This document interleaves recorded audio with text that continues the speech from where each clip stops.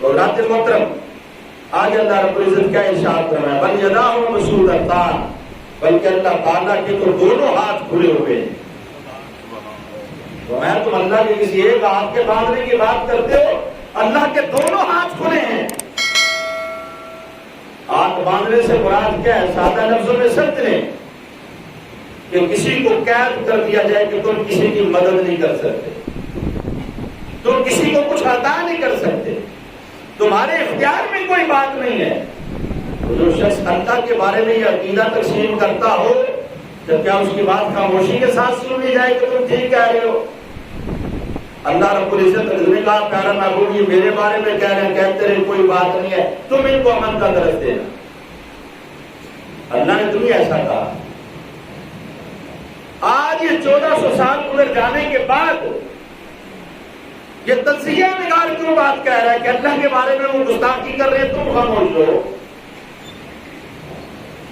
اللہ نے تمہیں کہا کہ پیارا محبوب تم تو امن کا درس لے کر آئے ہو، تمہیں رحمت للعالمین بنا کر بھیجا، تم خاموش رہنا، تم نے کوئی بات نہیں کرنی۔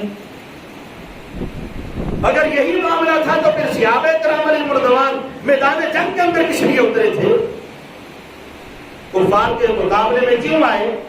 ان کو تو امن کا درس دینا چاہیے تھا۔ ہمارا دین امن کا درس دیتا ہے، لیکن امن کے درس کا بھی مقام ہوا کرتا ہے۔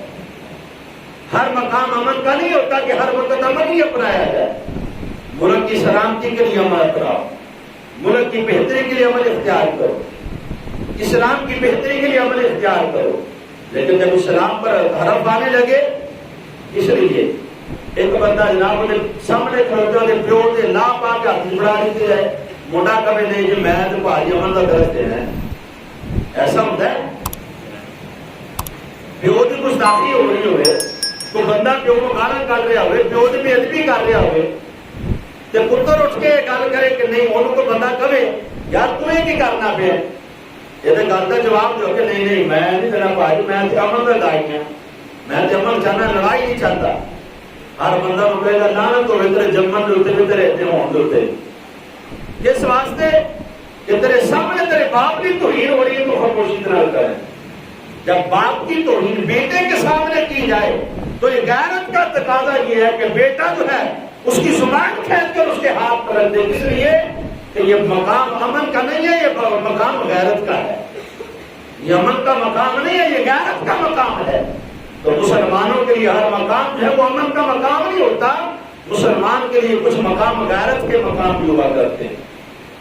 جب بات اللہ کی توہین کی ہے تو مسلمان خاموش رہے تو سمجھ اس کی غیرت ختم ہو چکی ہے۔ اگر رسول اللہ کی گستاخی ہو مسلمان خاموش رہے سمجھ اس کی غیرت ختم ہو چکی ہے۔